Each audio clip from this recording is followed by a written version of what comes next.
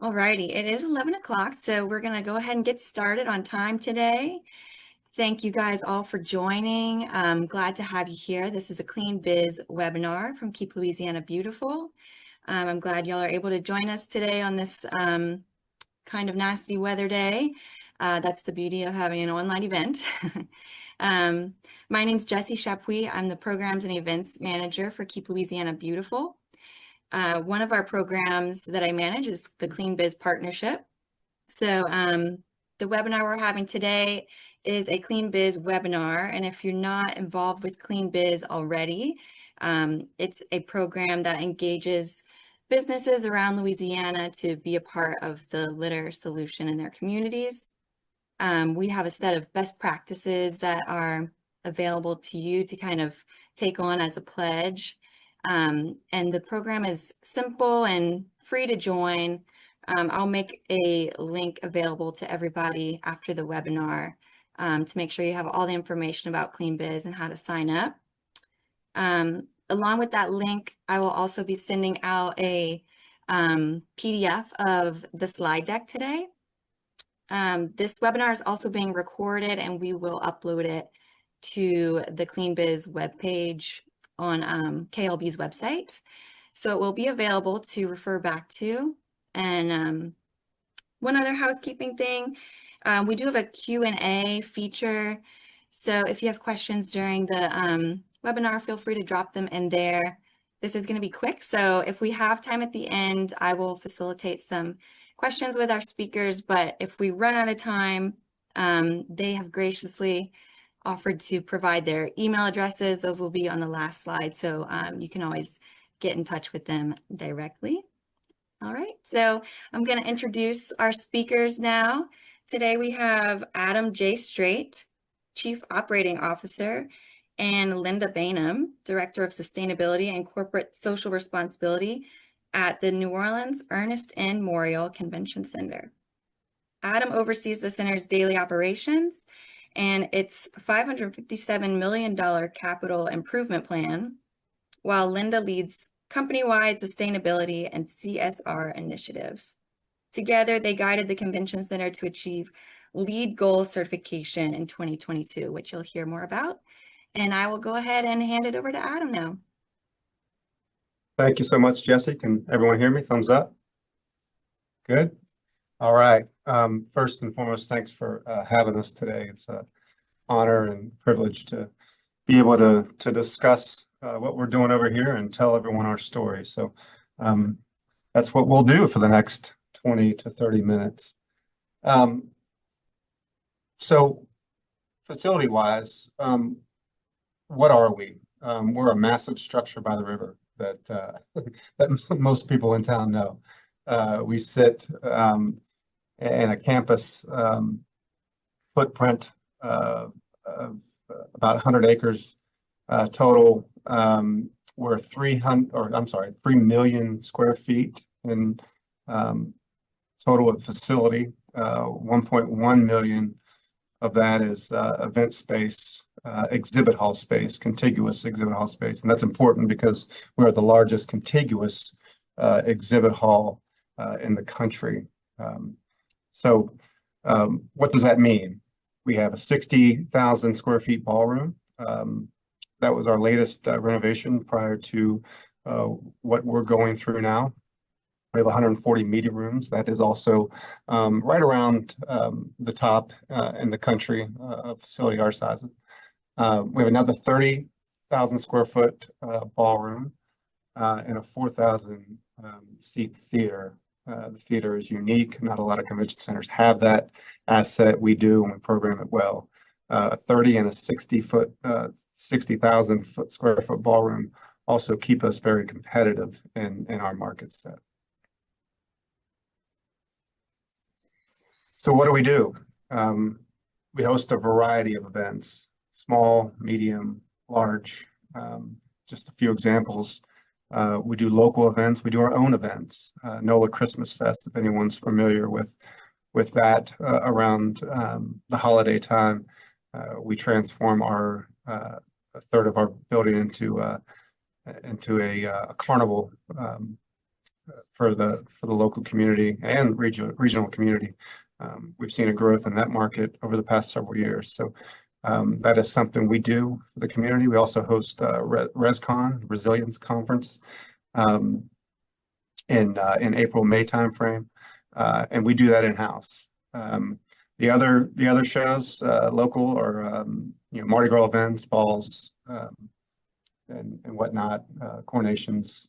But we also host global events. So most recently, the Super Bowl, which got a ton of exposure for us and the city, and obviously the state of Louisiana. Very successful event. Other global events would include the college football playoff, and not just sports, Microsoft. We had the privilege of hosting Microsoft a few years ago, and I believe we might have them on the books in coming years, hopefully, because that's a good news story for everyone. So we talked about our mission, and a little bit about our mission from a sustainable standpoint is we chose to really put a flag in the ground about 5 years ago and say, hey, we're going to do this. We're going to be leaders in our community, and we're going to really seek global recognition, industry recognition, and take our market share after all those accolades. So that's what we've been doing. Most recently, we've transformed our phase 3 part of our building. We're in about 3 phases that total that 3 million square foot. Phase 3 is our newest side of the building, which was completed in 1999. The others were 80, 85, and 91, respectively. But we just completed the entire phase 3. Those are some of the photos that you'll see in the next set. So it's important to go back and say, this is what we were. Very blah. I'm allowed to say that because it's mine. But it's just aged, right? It's dated, aged, not very appealing, not very New Orleans. So part of our mission was to bring New Orleans inside the facility, and you can see the major difference of what it looks like now. A lot more inviting. You have the fonts of New Orleans. You have the integrated color palettes, not only in the carpet, but in the meeting rooms itself. If anyone can see that, our carpet is patterned by the street grid of New Orleans. So if you're ever in the facility, take a look down at your feet, and you'll be able to realize that when you're walking around. Again, this is what we were in the lobbies.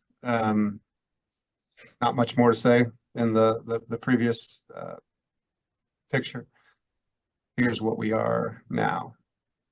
Again, much brighter, much more inviting. We've integrated some FF&E, furniture, fixtures, equipment in the lobby spaces.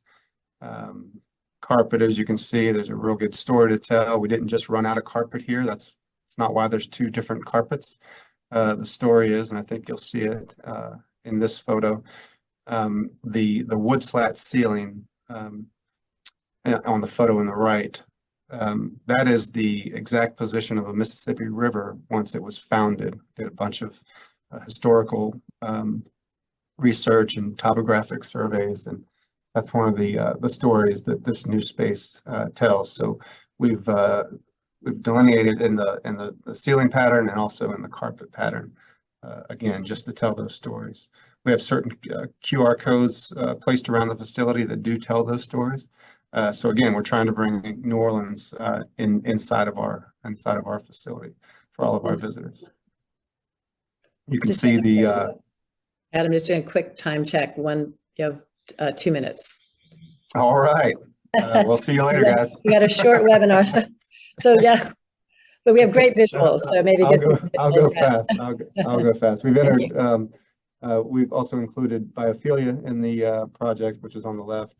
It also helps our air quality. Here's a photo of our team that has done a tremendous job. They achieved 84% recycling rate on the recent renovation project in phase 3. How did they achieve that? Well, we set a goal. We set a goal of 50%, just like we do in every project. We set what we think is achievable, and we always exceed it. I'm not just saying that, that's kind of what we do. We're not really sandbagging those goals. We just don't know what to expect. So our goal in phase 3 was 50. We hit 84. Guess what our goal in phase 1 and 2? It's going to be 80 because we know we can do it. So kudos to the team for achieving that. We received an award for that recognition. We've also completed our roof project, a massive 40-acre, over 2 million square foot roof that was completed earlier this year. There's a picture of some local media. The old roof measured a temperature of about 165 degrees, and the new roof under 100. So a massive difference. That's a final image of the completed roof there. Also upgrades some cooling towers. That all fits into our sustainable mission that we started down about 5 years ago, I said. The lights in the integrated, in the exhibit hall space, they're programmable now. That's a unique feature that our clients enjoy. Our water bottle filling stations, we got about 87 of those. And to date, we've been able to save over 500,000 bottles from the landfill. So again, another great achievement for our team. We installed an electric vehicle charger, actually 2 of them, and we look to do a few more of those in the future. We're also active in the community. So we get out there, get our hands dirty, we plant some flowers, and we keep Louisiana beautiful. Right. Why do we do this? Well, we do this to get, again, remain competitive and to keep our market share, but to gain and attract future business that might not have considered New Orleans. So we're well on our way. We've gotten all these accolades. We've done a really, really good job of planning our strategy, spending the money, and seeing the results of that. And again, we did all that to achieve LEED Gold. And a real quick point before I turn it over to Linda, we set out to be LEED certified. That was our goal. At no point in my first 6 months did I ever think that we would achieve LEED Gold. I don't think anyone did at that point, but with all the hard work and dedication, with all these points, with all these things that we did that I just outlined, we were able to do that. And we were the first and largest building in the world to achieve that under the new standards. So with that, I will pass it on. Sorry, Linda, I took some of your time. You can make it up. So much good stuff to talk about. Good Yeah. job. Okay.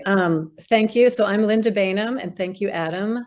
So this is a good transition because the talk, People Louisiana Beautiful, focuses on waste, litter, recycling. And so just the transition with the LEED certification is that you can see here we got 67 points out of 100.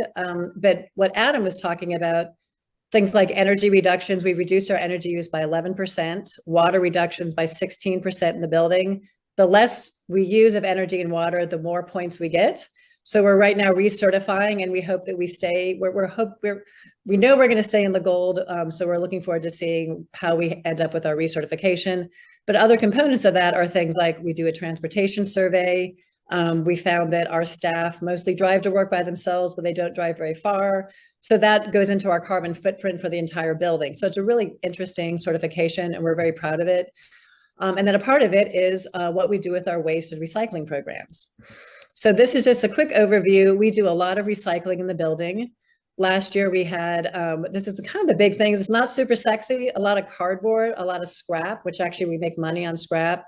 Single stream is cans and bottles, wood and pallets and visqueen. But what I'm going to talk about today is how we do that. And so we do it kind of in some innovative and fun and piloting ways. And we work with a lot of partners.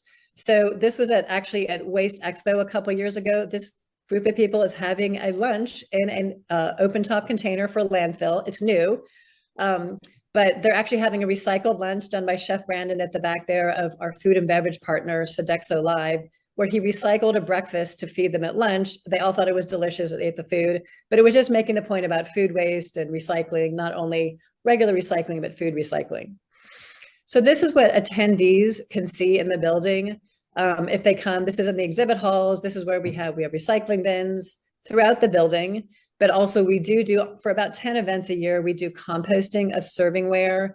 About 90% of our serving items, which you can see on the left here, is compostable. It has to be basically plant-based, not have PFAS in it, or any kind of petrochemicals, like a plastic cup you could recycle, you can't compost.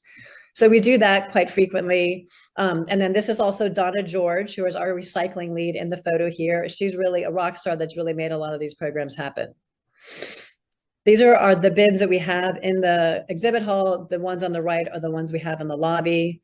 We are also really like these bins on the right. So if anybody's just as kind of, nuts and bolts, we really like these bins. They're good for like events and larger facilities, even outdoors, but we like that it just has a hole and it's obvious that it's cans and bottles. So it reduces the contamination we get into the recycling stream. These are our vendors, and earlier in the slide, Adam showed the contracting vendors. If anybody's doing a construction project and wants to know more how we did that, please do reach out, but the list is in there of who we used. But this is what we do is we work with Waste Pro to do a lot of our transport, just because they have the trucks and the equipment, and they are coming. We don't want to have too many vendors coming in and off site, but they do take our cans and bottles to CW Recycling, which is the same one that the city uses. It's almost under the bridge in Harahan.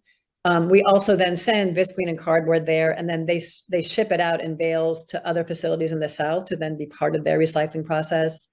Wood goes to Bayou D and Luling, scrap goes to EMR. And then we work directly with Schmelly's Dirt Farm for our composting of our servingware. The kitchen, Sodexo uses Compost Now for their organics, and they're doing a great program there. Also not on here is Bethel Colony, that's their food donation program. We also work with Glass Half Full for glass. And then of course, Mardi Gras Beads, which is a very unique program only to our convention center across the US, is Arc of New Orleans for our Mardi Gras bead program. So just to go into detail how we work with them, with composting and with recycling, there is a contamination issue. So we can only be 5% for composting. So what we're doing is we're trying to make our signs more generic, but then do a better job sorting in the back just to get garbage out. I do have some links here that are embedded into the presentation that will be sent to y'all later. But what we have is a really cool video showing how they do sorting in the back. There's all kinds of fun stuff on here. But you can see, okay. I don't know if y'all can hear this. So this is our sorting team. And then this is Nico from Schmelly's doing a training. And that's what it looks like in the back. Make sure to open it up. So that's kind of what I thought was interesting about this, is that we literally had somebody translating in real time to Spanish for a lot of the crews that we have working out back. And she was with the food and beverage group, the lady who was translating. But then by getting really good at sorting in the back, we're going to make sure we don't have contamination. That is a key part of composting. We're finding with recycling that if you have good bins and signage, you don't have a lot of contamination. Okay, so we also partner with Glass Half Full. This has been really interesting. We don't have a lot of glass beer bottles that we serve, though last year the Coalition to Restore Coastal Louisiana volunteered to drink beer so that we'd have more glass to pilot the program. And also they work with Glass Half Full. What we found actually is the best use is that we have these in the back bars, and the food and beverage staff really like these. They're toters, so they're on wheels with the lid, and they can take them to the back docks and get them picked up by Glass Half Full, who then breaks down the sand, grinds it into sand, and uses it for coastal restoration. Very cool program. Bethel Colony is the organization that food and beverage donates food to that's been prepared but not served. We also have a unique program. This is not what everyone would be doing in their building, but visqueen is a form of soft plastic. We have a lot in the building because it's put down over carpet to protect it before booths are moved in. On the right is a bale of visqueen that we get from our baler. This is what it looked like the first time we did it. So this is just an example of how we're willing to try anything in the building. We often don't know what we're doing, but like with glass, we didn't know how it would work, but it ended up being a really successful program with food and beverage. And this has been very successful by just making sure we get only visqueen and not 15 kinds of plastic like we did the first time. We also are learning about our waste streams by doing a lot of audits and sort of checking what's in the landfill, what could be recycled that we can build programs out for. This is a waste audit that we did at WEFTech in October last year, where we sorted through, I think, a couple tons of trash just to see what's contamination in our recycling and what recycling is ending up in the landfill. Conclusions were that our attendees are pretty good at getting things in the right bin for the recycling. It was a 14% contamination rate, but we had a lot of recycling in the landfill. So actually we're adding more recycling containers so that we capture more of that. And here you can see how we were doing it. We put it by different categories and by weights and percentages. And this is one of our sorting tables we use on a regular basis to sort to get contamination out.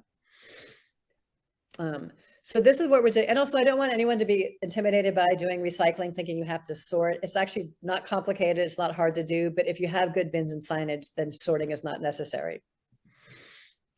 This is another program. We have our back docks, not relevant to everyone, but the moral of this story is we've done a lot of signage, and we've painted our columns on the back docks. We have a 5/8 of a mile long dock that has about 60 different places for trucks to come in. So some of these areas have been designated for recycling. And then we have a map that goes with this that I wanted to show you all. We have a pack in, pack out program. Everything's integrated. So we have websites, and we have signs out, and we have QR codes, and we have color coding. This is the map of the docks, and you can see it's a color coding system that then goes with this color coded, like this is yellow is landfill, blue is recycling, green is cardboard, for example.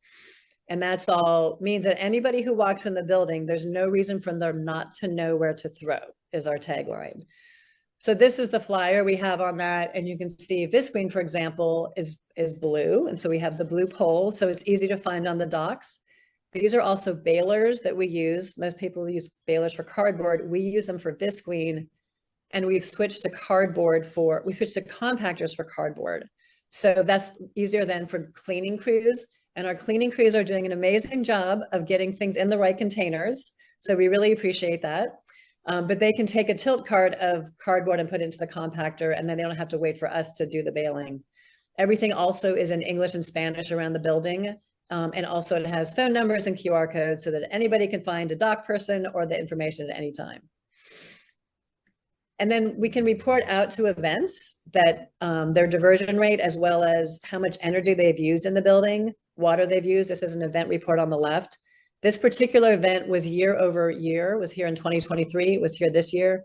We reduced their landfill amounts by 68% by using the Know Where to Throw program. We captured more cardboard, wood, and scrap that we normally use for the building. We let the event use it, and they got an amazing diversion rate. On the right here is Michael George, who does bottle filling counts for events. So events may want to know their bottle filling count. We have to go to every single station before and after to count it. So that's a little shout out to him. But because of that, we've gotten to over 500,000 bottles filled, as Adam said. And then a couple other quick things we have. We do have a pack in, pack out program because we're seeing a lot of carpet padding left behind. So we're asking attendees not to leave carpet padding like this. It is a large percentage sometimes of the landfill, but it is reusable and recyclable. We also had with the NFL, they did a pilot of recyclable carpet. So 500,000 square feet of carpet for the Super Bowl experience was rolled up and sent to Dalton, Georgia, where it was immediately made into more plastic items. That was pretty impressive. We're really pleased that the Super Bowl really stepped up for that. And then a couple other things we're doing that are kind of innovative and fun. We have an app called Rubbish that takes photos and uses AI to do a profile of what we see in the containers. So you can see on the right here, these green tubes, we didn't know what to do with them. We had to put them in the landfill, but you can see the percentage there of green tubes showed up on their waste volume. And then we know the containers are 30 yards. We can times it by the percentage, and we can get a volume for the waste audit simply using our phone and taking pictures. It's pretty amazing. If anyone wants to visit, I'm happy to show you.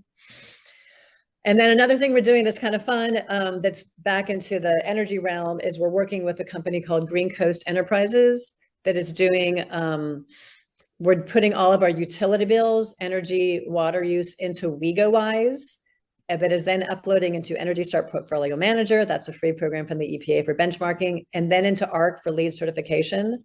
one of the experiments we're doing, it's kind of Linda's pet project, is seeing if the building is sometimes too cool and doing temperature surveys to see, and then seeing if we maybe make the building not so cold, will we save energy? This was the outcome of a survey we did with the Tulane event with Tulane students. And basically it showed if you're wearing a sweater or not determines how comfortable you are. But that was kind of fun, and it's just kind of fun engagement. So last of all, we have Mardi Gras, which is we really embraced what we can do with the Where You At program, Recycled At program. So we're the very tail end of Orpheus and Bacchus and have been Endymion in the past. And we realized there's a lot of big bags of throws and beads left over. So we brought in the Real Cycle group 2 years ago, and Osprey this year, to pick up beads at 3 in the morning. And we always get at least a couple tons of beads and throws that then we recycle with ARCA New Orleans. And the bottom photo is actually on the left is actually Super Bowl sorting from the Superdome after the NFL event. But on the left is Dawn Bates of Osprey. So that's a lot of what we're doing in the building, and it's pretty fun, and we have a good time. And Adam has great leadership on sustainability, and that's where we're at. It's like this picture was Awesome. taken today. I'm wearing the same thing. Look at that. I'm not wearing my Mardi Gras beads today. I could have. Yeah, thank y'all so much. That was really informative and inspiring. I think everyone hopefully can take away some ideas. And obviously y'all are working on a large scale here, but to all of our attendees, even if you can just pick out one little piece of inspiration or idea that you might bring back to your business, or even just get some ideas starting to flow, then every little bit helps. And that kind of ties me back to the Clean Biz program, which, we've got 850 and counting or so of you guys participating. So that collective effort really does make an impact when we look at it together. So we do have a couple of minutes for questions, and I have a couple here in the chat. Let's see, we have one that says, do you do the sorting for every event or just some? And do you charge for the sorting? Do you want me to take that, Adam? Yep. Okay. Yeah, so we have like a continuous stream of recycling cans and bottles, and we do that. We do not charge for that. In fact, we don't charge for any of our recycling programs. We don't charge for wood or scrap or visqueen or cardboard, because we do want to make sure that we have the right incentives, charging for landfill, not for recycling, to really encourage that behavior. But sorting is something that we do. And we're actually pretty good at it. So it's one of those things we're going to probably continue doing. We are going to continue doing. It's a delicate balance of doing what's right and making money off of it, right? We're heavily weighted to doing what's right, and that's been our mission all along. There is a question I see, Jesse, about solar panels. I can address that. We are in talks currently with a couple of vendors to put a massive solar farm on our roof. So yes, Jesse, you mentioned that in the introduction that I oversee the $557 million program. That's the old program. We actually put another almost 400 million to that. So we are reinvesting close to $1 billion into this facility in the next 10 years. So the new 400 is the next 5-year plan. You always think about plans in 5 years, 5, 10, 15 down the road. So you're ready to adapt to the market. But that solar project would be included in that future plan. So yes, thanks for the question. That's incredible. Are there volunteer opportunities for students? Do we have that, Adam? Come on down. You can sit in my office. I'll tell you everything you want to know. Now, we do have internships available. So I would be on the lookout for that. We typically do those starting the second semester of each school year. But if there's interest, feel free to reach out and we might be able to expand on that. There hasn't been a lot of interest, to be honest. We've had a couple of interns. Last year, I think we had the most, and it was 3 throughout the year. But yeah, if there's interest, you have our contact information. Be happy to talk to you. And I've done several projects, but it's been through classes. So it's been a structured project and they've been really great. Perfect. Thank y'all so much. Again, this has been really great and informative. We are honored that you guys took 30 minutes and more, if you consider all of our prep, to do this webinar and share your knowledge with our attendees. If we didn't get to your question, jot down Linda's email is on the slide here. And again, we will be making the recording of this webinar available, as well as a PDF of Linda and Adam's slides. Alrighty, so thank you guys again, attendees and our awesome speakers, for being with us today. And I hope everyone has a good rest of your day. And I'm available if you have any questions related to Clean Biz or any other KLB programs. Thanks again. Thank you. Thank you all so much. Bye-bye.